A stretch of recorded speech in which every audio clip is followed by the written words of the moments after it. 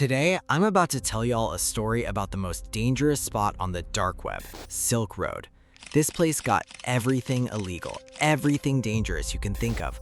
All the shady deals, all the secret moves, yeah, they go down right there. The crazy part? Every time Interpol catches the people running it, the site disappears for a bit, then pops back up a few weeks or months later, even stronger, like nothing happened. Some people say it's backed by forces more powerful than governments. So yeah, this site, it's a straight up red line. Anybody who gets too close or tries to mess with it could just vanish, like they were never here. Now picture all that fear, all that power, and imagine somebody actually managed to steal over $3 billion from it.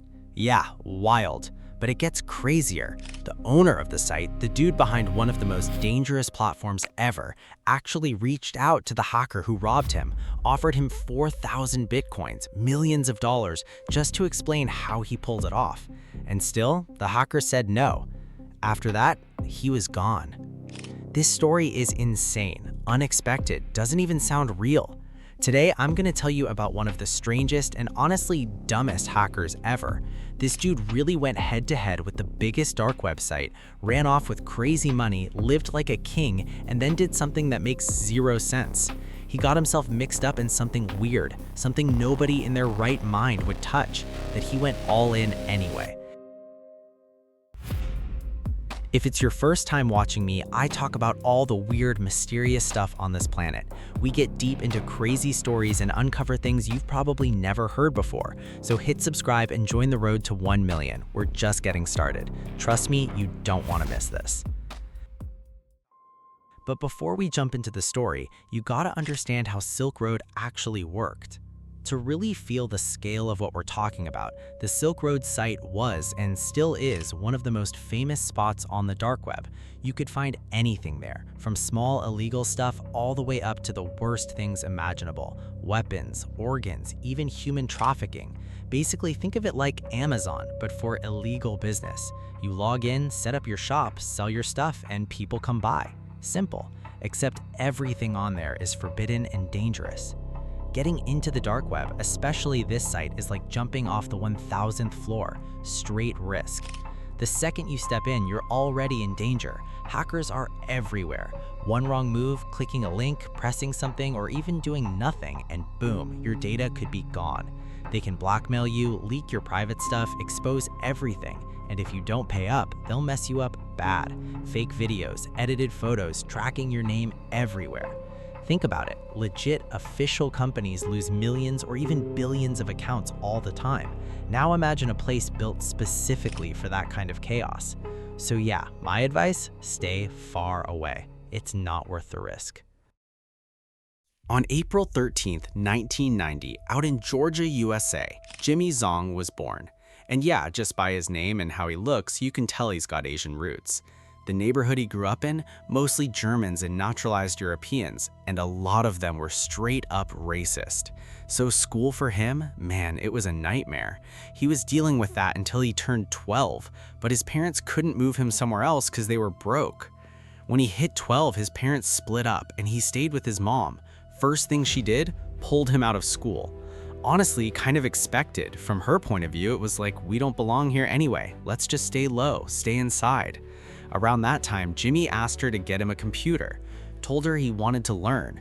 But nah, Jimmy was slick. That wasn't true, he just wanted it for games. Straight up played his mom with that "I want to learn" story. And since she was trying to make up for him losing his dad, she didn't even think twice, she got him the computer. Now he's sitting in front of that thing for hours. And right here, something small happened. You might think it's nothing, but it's what changed his whole life later. About a year after the divorce, neighbors called the cops, told them the mom pulled her kid out of school and even submitted fake papers saying he transferred somewhere else, while in reality he was just at home all day, isolated, lost in video games. So the police, along with child services, pulled up to the house and arrested the mom. She went to court, had to pay a huge fine. At the same time, they took Jimmy to a psychological and social care center for a month. After that, they sent him back to school, but not his old one. They put him in a special experimental institute. The committee handling his case made that call. They said, "This kid is smart and he's obsessed with computers. We might be able to turn that into something positive." So they moved him to this institute. The idea wasn't brand new, but it wasn't common either. It mixed regular education with technology. And don't forget, we're talking about 2003. Back then, this stuff was still new, still being tested. Jimmy, he thrived, no problems. When he turned 18, he studied programming at the University of Georgia. After just 2 years, he stepped into the job market, but he didn't work for a company. He worked for himself. And here's the twist. He didn't even work as a programmer. He worked as a designer, making graphics, ads, that type of stuff. Back then, that field was booming, high demand. That's how he paid his bills and rent. One time, Jimmy was chilling with his friends at college. One of them told him he was working with a company as a programmer, testing vulnerabilities on websites the company dealt with. Basically, the company tells him, "This site got 3 weaknesses. Go test them, figure out how to fix them." He tests it, writes a report, and another team patches it up. From one convo to another, that friend told them something interesting. Said there are people doing the same kind of work on the dark web, but getting paid 10 times more. Jimmy was like, "Say less, that's exactly what I've been looking for." So he jumped into the dark web and started digging. According to sources, even though Jimmy already knew programming, he still got hacked a few times. But little by little, he learned more, figured out how to move in that world. At first, he didn't even know what kind of jobs he'd be doing there. But as he kept going, he realized he was standing in front of a whole ocean of shady operations. He figured out real quick everything there is illegal. Hacking credit cards, breaking into websites, stealing data, finding exploits, all of it. And the most important thing, the people running these operations weren't random. They were global hacking crews, meaning one mistake and you're basically playing with your life. But Jimmy, he actually got good at it, started handling complex jobs, and he specialized in one thing: finding vulnerabilities. To understand what finding vulnerabilities means, it's basically this. You go onto a website and look for software weakness. That weakness lets you access information and data that nobody's supposed to see, like bank accounts, wallets, user data, or even something like a who's who list on the site. Once someone finds a vulnerability, they can sell it for money, or you can hire someone like Jimmy and tell him, "Go to this site and find whatever's broken." He'd do it. Legal or illegal, didn't matter, and he didn't care what your goal was. You give him a website, he finds the weaknesses, and what you do after that, that's on you. Now, if you've been paying attention from the start, you probably already know what Jimmy did and which sites he went after. If you know who I'm talking about, drop it in the comments. Anyway, in 2010, he started getting paid in Bitcoin when its value was very low. Through the Silk Road website, he managed to accumulate a good amount, but he made a mistake by revealing his identity. He disappeared, leaving behind 40,000 Bitcoins. A year later, the value of Bitcoin skyrocketed, and he returned to discover that his account had been hacked and he had lost the equivalent of $1 million. He decided to start over and continued working until he was asked to hack the Silk Road website itself.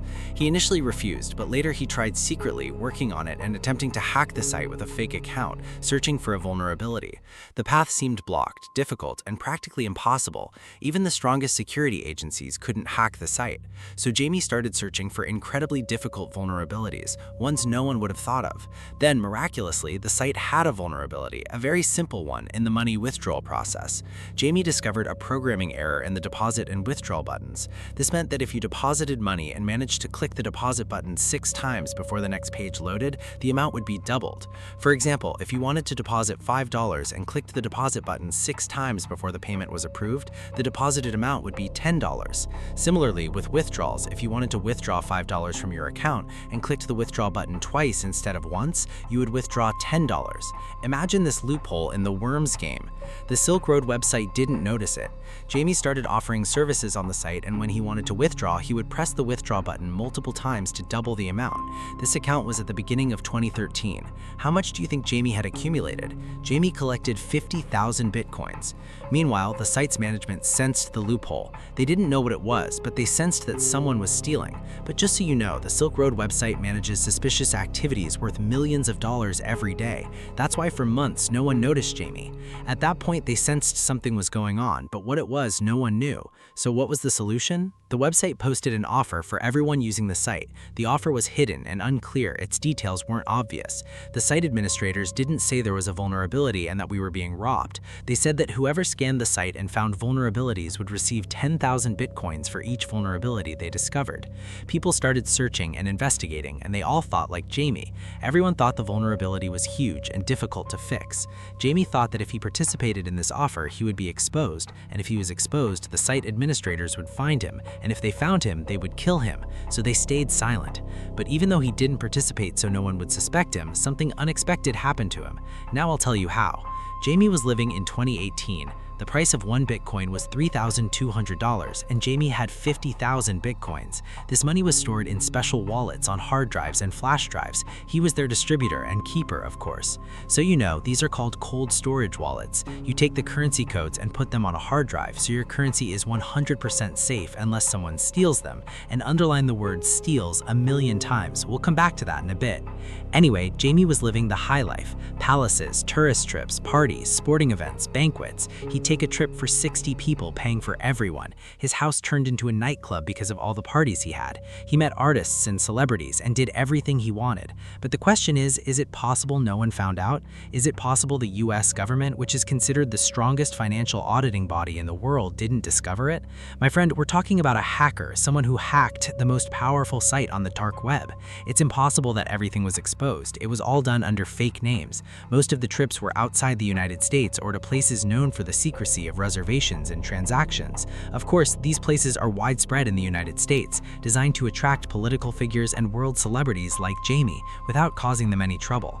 Jamie was one of those people. Imagine, he applied for a trip to the South Pole, a private trip not just anyone can go on. He applied to go there.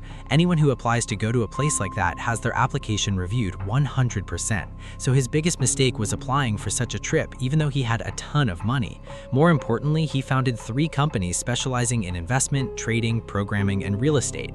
These companies were shell companies, and all their data was forged. The goal was to cover up his activities. At the same time, he was investing with other companies in the stock market and cryptocurrencies, so his wealth was constantly growing.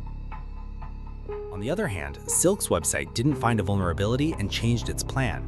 It chose the best hackers on the site and offered them an astronomical sum of money. To this day, the exact amount is unknown, but according to some sources, it was much more than 10,000 bitcoins. The idea was that we didn't want to find the vulnerability itself, but rather the account that was exploiting it. And indeed, after only 20 days, it became clear to them that the suspicious financial transactions were occurring from 2 accounts, and it turned out that these 2 accounts belonged to the same person. It also became clear that the owner of the accounts was Jimmy Zhong. What did they do to him? Nothing much. The site owner contacted Jimmy, and I won't tell you what he said to him so the video doesn't get deleted. But this guy has a website that's used by criminals all over the world. Imagine if you became his enemy, if you harmed him and stole from him. Imagine for yourself what threats he might have made at that time. Jimmy fled to the Bahamas, fearing legal prosecution and the killers from Hassan. His luck ran out in 2013 when the owner of the website, Rose Albrecht, was arrested. He was the same person who had threatened Jimmy and promised to get him. The whole world knew about the story, the website was shut down, and Jimmy escaped unscathed. Jimmy, like a fool, went from party to party, from place to place, not caring about anything. He said, "They arrested me, so where did my wealth come from? I'll show them the data proving I own 3 companies and everything is going perfectly." Jimmy traveled with his friends. This happened in 1 month of 2019. He took a suitcase full of money containing $1 million. On this trip, he spent $300,000. Imagine how rich Jimmy was living. Anyway, they returned from the trip and he still had $700,000 left in the suitcase, along with a small flash drive containing Bitcoin worth $1 million. The question is, how much was Jimmy's wealth at that time? We're talking about 2019. The answer is $3 billion.